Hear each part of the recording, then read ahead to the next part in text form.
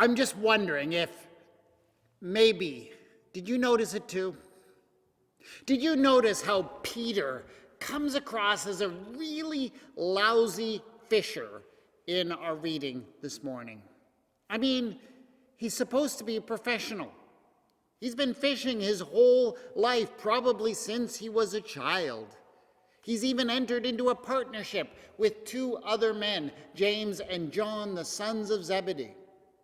But in our reading this morning, the partners of PB&J Incorporated Fishing Enterprises seem to do everything wrong. At least, they don't seem to have planned for success. First of all, their priorities seem to be very wrong. When the scene opens, we see them on the shore, washing up their nets. Now, of course, this is an essential activity for any fishing enterprises. Fishers know that they have to maintain their equipment, and if they don't clean and mend their nets, they will smell and they will rot, and soon they will be no good. So it's not a problem that they're washing their nets. No, the problem seems to be that they're not washing them at the right moment. As the story progresses, we discover that actually they have been out all night fishing, and yet they haven't caught a thing. So first of all, I kind of have to wonder how dirty their nets really are if they haven't caught anything. But even more important, we would expect that good fishers would have a sense of where and when the fish are available. And it turns out that at this moment, when they're in on the shore washing up their nets, there are tons of fish out there. They're in the wrong place at the wrong time. And what's more, Peter seems to know it. At least he doesn't deny it. When Jesus has finished speaking to the crowds from Peter's boat, he comes up to him and says, "Put out into the deep water and let down your nets for a catch." And did you notice what Peter says? He doesn't say, "Oh, Master, there are no fish out there. They're not interested in our nets." No, he doesn't say that. He doesn't say, "What are you, a carpenter? Why do you think you know where the fish are?" In fact, he doesn't deny for a moment that there are lots of fish out there. I suspect he knows there are.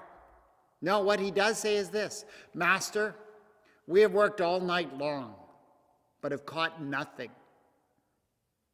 So he says, yeah, there may be fish out there, but we are tired. We don't want to fish anymore. And don't get me wrong, I'm all for workers deciding to set some boundaries and saying when they've had enough. But I'd just like us all to understand that Peter is acknowledging that the problem isn't that there are no fish. But that is just one of Peter's failures. There are more to come. Peter does eventually let Jesus talk him into going back out and letting down the nets despite how tired they all are. And then they get out there and they proceed to gather within their nets this massive catch of fish, the kind of catch that fishers dream of, right? I mean, isn't this why they go out there in their boats night after night? Because they're trying to bring back exactly this kind of catch. But no sooner does the catch appear than new problems come with it. It seems that these nets, the nets that they were so carefully cleaning and tending but minutes ago, proved completely unable to deal with such a catch. They immediately start to tear and to break. And when, despite all of the failures of the nets, they actually manage to get the catch on board their boats, well, it also turns out that their boats aren't up to the task either. They start to sink. So, when it comes to the PB&J Incorporated Fishing Enterprises, what do we see? We see a partnership of fishers that may be good at going through the motions of the industry. I mean, they can go out and they could put in hours upon hours of casting nets, despite never catching anything. And oh yes, they can meticulously clean and mend their nets, but when it comes to bringing in huge catches of fish, they are singularly bad at the job. And you know what? I can't help but wonder if this might be just because they don't care very much about the results. Fact of the matter is that the fishers who plied the waters of the Sea of Galilee in the early first century actually had a pretty raw deal. Herod Antipas, who was the ruler in those parts, had basically set everything up to make sure that he and his buddies were the ones who profited the most from the fishing trade. And it gotten to the point where those who did the labor barely scraped by, no matter how hard they worked or how much they caught. And I'll tell you something, it's not unusual for workers in that kind of situation, when they have that kind of deal, to just put in the minimum effort. I think these people may have lost the will to fish. And perhaps that's one reason why they have so little trouble walking away from their nets and their boats and this huge catch when Jesus calls them to follow him. It's really not that surprising that they are kind of unsuccessful. Decades of mistreatment have left them apathetic at best. And finally, and kind of related to that, it also seems they don't believe that they should succeed. Because that's the surprising response we get from Peter when, despite all the failures of the nets and the boats, he and his partners actually managed to bring in this huge load of fish. This is what happens next. Peter stares at all the fish. He looks up at Jesus, who made this huge catch possible, and then he falls to his knees and cries out, "Go away from me, Lord, for I am a sinful man." For whatever reason, Peter doesn't seem to believe that he deserves these good things happening to him. So I kind of hope you believe with me when I say that Peter, James, and John don't impress me much as fishers. But wait a minute, you might say. What does any of that have to do with us? None of us are commercial fishers. Not really a big industry around here. Why do we need lessons on this industry from this passage? But that's just the thing, isn't it? This story isn't about fishing, at least not for fish. You can tell from the way that it ends. At the end of the story, Jesus doesn't tell the boys that they should try to fish better, does he? No, he challenges them to something very different. He challenges them to fish for people instead. And that means that whatever has happened in this story up until this point has been trying to teach us about fishing for people, not just fishing for fish. And fishing for people is still the business of the church. So, and stay with me for a minute here, what if this story actually isn't about how lousy PB&J are as fishers, but it's rather about how lousy we are at fishing for people? And what if we could take the negative example of these fishing folk and apply it to the life of the church today in order to ask why we are sometimes not so good at attracting people? I mean, what are some of the mistakes that PB&J are making that we make too? So first of all, let's go back to the mistakes they made. The first mistake they make is that they are in the wrong place at the wrong time. They are in here on the shore, washing and mending their nets when there are fish plentiful out there on the lake. And I'm pretty sure that's something we do too. For how much energy in the life of the church is expended on maintaining our nets, on taking care of our worship practices, of maintaining and feeding our own spiritual life. And I'm not suggesting, not for a moment, that these things aren't important. Of course they are. But sometimes our emphasis on them is misplaced, because we actually need to be focusing on the world outside the walls of the church. We continually make the mistake of thinking that the church exists for the sake of those who are inside the church already, when it actually exists for the sake of the community and of the world. And yeah, I know people might say, well, but there's no fish out there.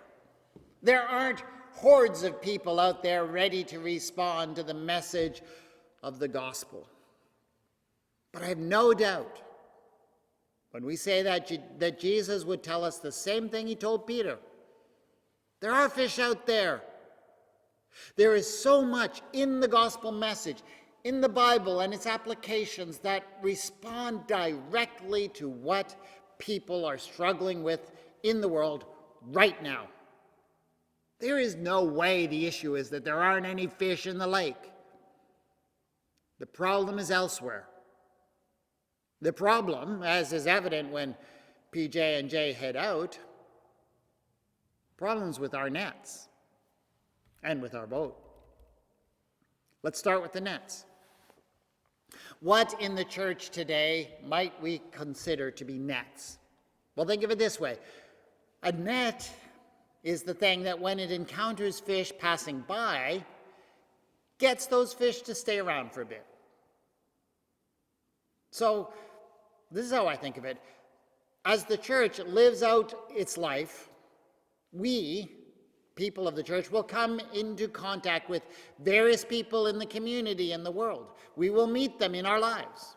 We will meet them as they pass through the church building for one reason or another, as they click through the presence of the church on the internet, and of course as we reach out into the community to meet the needs of the people and so on.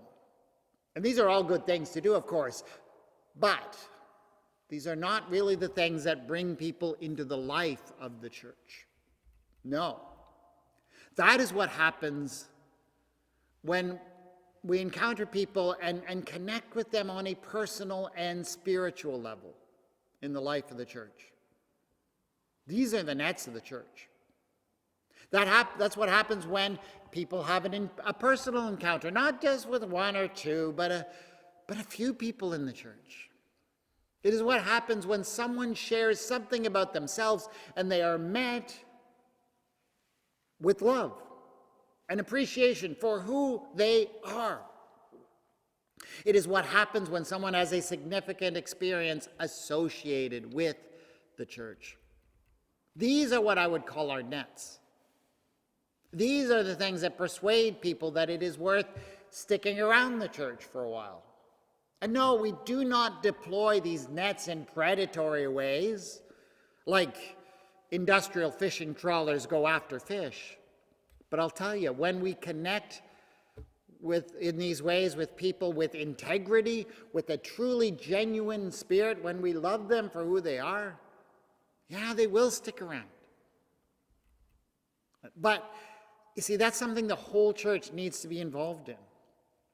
If we want to be effective at what Jesus calls catching people, we need to pay attention to our nets. And if our nets are breaking, we will not fish well. And the other problem, of course, is with our boats. Guess what? They're sinking. And that also has a very specific meaning, I think, in the context of fishing for people. You see, when we look at people who come in or potentially come into the life of the church, I know we have a tendency to see them in a certain way. We have a tendency to see them in terms of what they can do for the church. What kind of work can they do? What kind of committees can they sit on? What kind of support can they give? And we rub our hands together and we salivate at the idea of bringing these people in, right? But let me tell you something. And this is a truth we must come to terms with.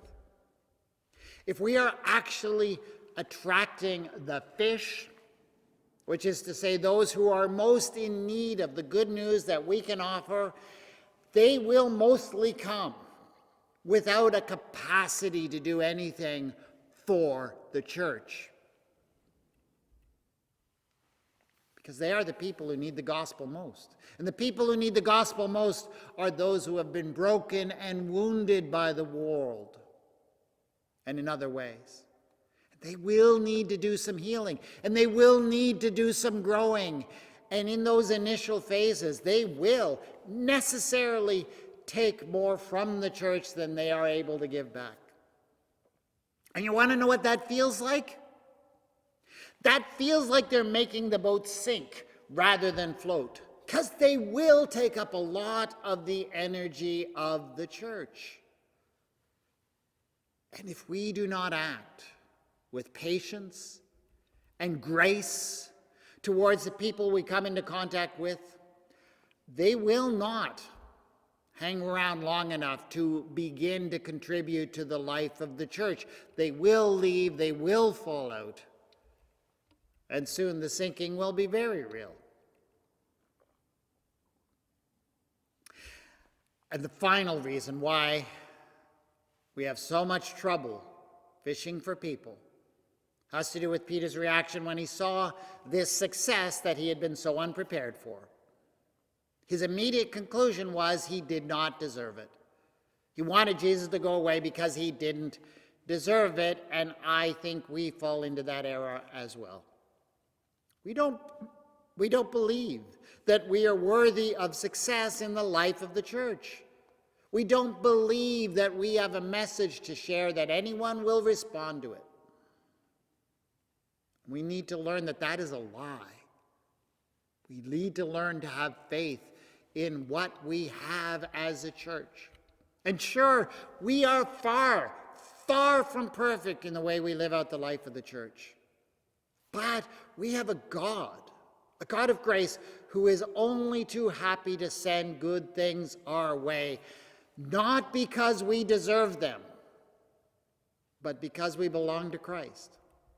We have a message that we can be confident will reply to the very real issues that people are struggling with. We need to believe Jesus when he says that he will make us fish for people. This story, it really is not about how bad PB&J Incorporated Fishing Enterprises is at fishing. It is a story about us, about the challenges we face fishing for people today. And I think there's a lot we can learn from where they fell short. Lord, we pray for your church, that we would really and truly rise up to the challenge of fishing for people with grace, with love, and with a genuine and heart full of integrity. Amen.